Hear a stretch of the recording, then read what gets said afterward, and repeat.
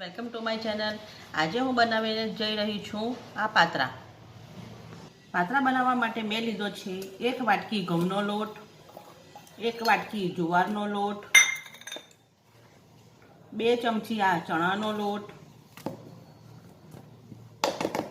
અને 1 ચમચી આ રાઈસનો લોટ।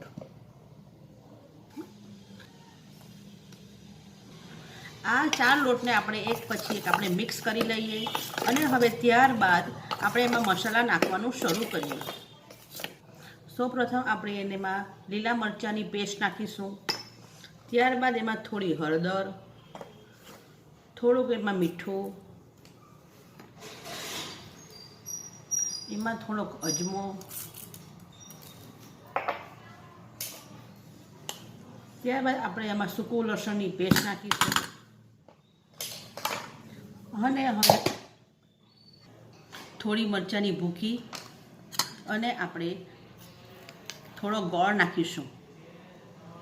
છેલ્લે થોડી હિંગ નાખીને આપણે આ બધા લોટને સરખી રીતે હલાવી લઈશું। ધીમે ધીમે એને મિક્સ કરતા રહીશું।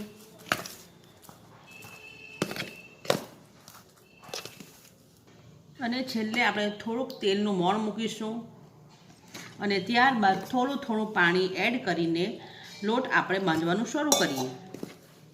આ રીતે ધીમે ધીમે પાણી એડ કરતા જવાનું અને લોટ બાંધતા જવાનું।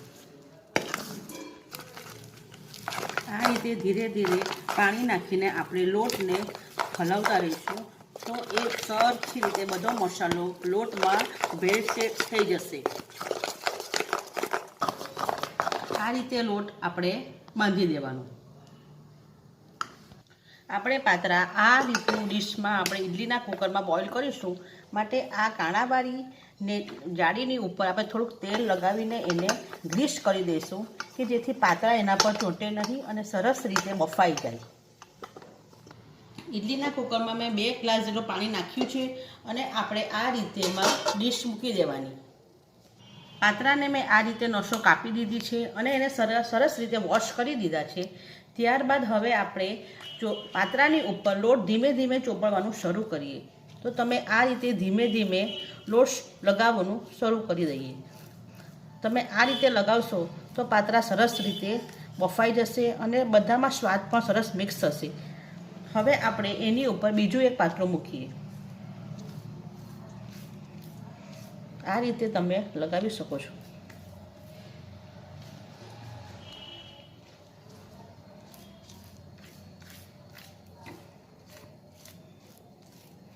આ રીતે સપ્રમાણમાં બધો લોટ બધા પાત્રા પર મિક્સ કરી દેવાનો અને એક બાજુથી આપણે આ રીતે એને ફોલ્ડ કરવાનું અને એના પર પણ આપણે લોટ લગાવવાનો। બીજી તરફ આ રીતે ફોલ્ડ કરીશું અને એના પર થોડોક લોટ લગાવીશું અને ત્યારબાદ આ રીતે આપણે બંને તરફથી ફોલ્ડ કરીને આપણે એનો રોલ બનાવી દેવાનો છે। આ રીતનો આ રીતે લોટ રોલ વાળી દીધો છે। હવે તમે એને ઇડલીના કુકરમાં જે ડીશ મૂકી છે તેમાં તમે એને મૂકી દો।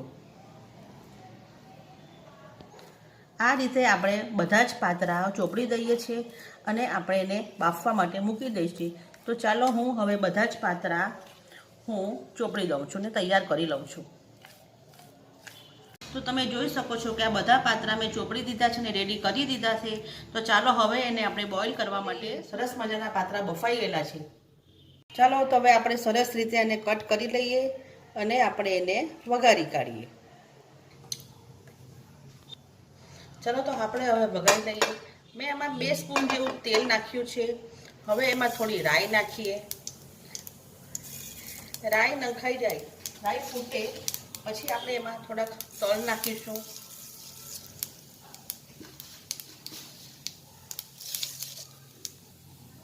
ત્યારબાદ આપણે એમાં થોડાક લીલા ધાણા કટ કરીને નાખીશું કે જેથી પાત્રાનો કલર જ બદલાઈ જશે અને એ સ્વાદમાં પણ બહુ સરસ લાગે છે।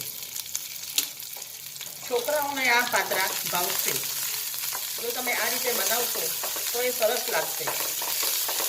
ચાલો તો હવે આ રીતે આપણે પાત્રા અંદર બધા એને ગોઠવી દઈએ। આ સરસ મજાના પાત્રા તૈયાર છે। જો તમને મારી આ રેસીપી પસંદ આવી હોય તો પ્લીઝ મારા વિડીયોને લાઈક કરજો, શેર કરજો અને સબસ્ક્રાઈબ કરવાનું ભૂલશો નહીં. Thank you very much.